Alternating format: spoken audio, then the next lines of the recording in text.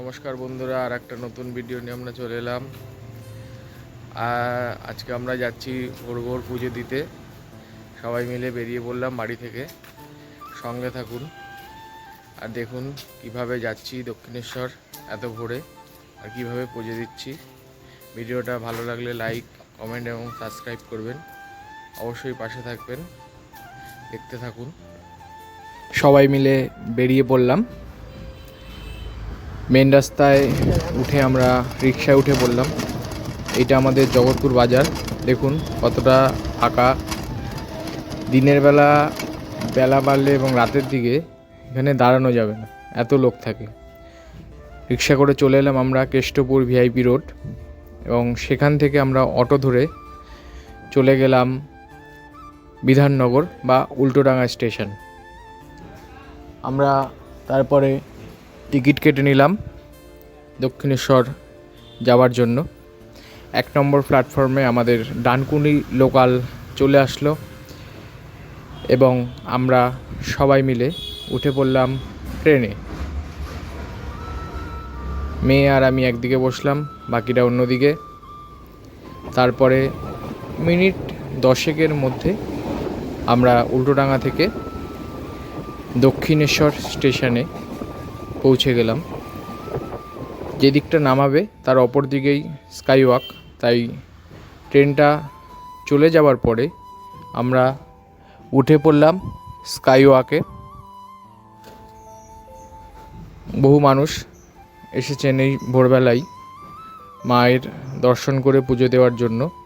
Skywalk দিয়ে যাওয়ার পথে দোকানগুলো দেখছিলাম, সব দোকান এখনও খুলে পারেনি। আমরা মোটামুটি 6টার আগেই ওখানে পৌঁছে গেছিলাম, তাই স্কাইওয়াক থেকে আমরা নেমে পড়লাম। এখনও চলমান সিঁড়িগুলো চালু হয়নি, সকালের দিক বলে। এই হচ্ছে দক্ষিণেশ্বরের মেন গেট। আমরা এই মেন গেট থেকেই প্রবেশ করলাম মন্দিরের মধ্যে, এবং মন্দিরের মধ্যে বলছে মন্দিরের ঘেরার মধ্যে। তারপরে আমরা মন্দিরে দর্শন করলাম, এবং প্রথমেই ভেবে নিলাম যে আমরা গঙ্গা স্নান করে তারপরে ডালা কিনে তারপরে পুজোর দিকে যাব। এই যে এই জায়গাটা আপনারা দেখছেন, এখানে মোবাইল, ব্যাগ, জুতো সমস্ত কিছুই আপনারা এখানে রাখতে পারেন। জিনিস রাখার পরিবর্তে এখানে কুপন দেওয়া হবে, আবার সেই কুপন দেখিয়ে আপনারা জিনিসপত্র ফেরত নিতে পারেন। আমরা ওখানে রাখলাম না, আমাদের অন্য পরিচিত জায়গা আছে। চলে এলাম আমরা গঙ্গার ঘাটে। বহু মানুষ এই ভোরের দিকেই গঙ্গা স্নান করছে। আমি এবং মেয়ে দুজনেই নেমে পড়লাম গঙ্গা স্নান করার জন্য। আমার মেয়ে প্রথমবার নামলো গঙ্গায়, একটু ভয় পাচ্ছিল, তাই আমাকে জড়িয়ে ধরলো, কোলে উঠে পড়লো। যাই হোক, ওকে নিয়েই গঙ্গা স্নান ছাড়লাম, এবং তারপরে আমরা স্নান করে চলে গেলাম আমাদের যেখানে ডালা দোকানগুলো আছে ওখানটায়। বহু দোকান রয়েছে ওখানে, সব নাম্বার দেওয়া।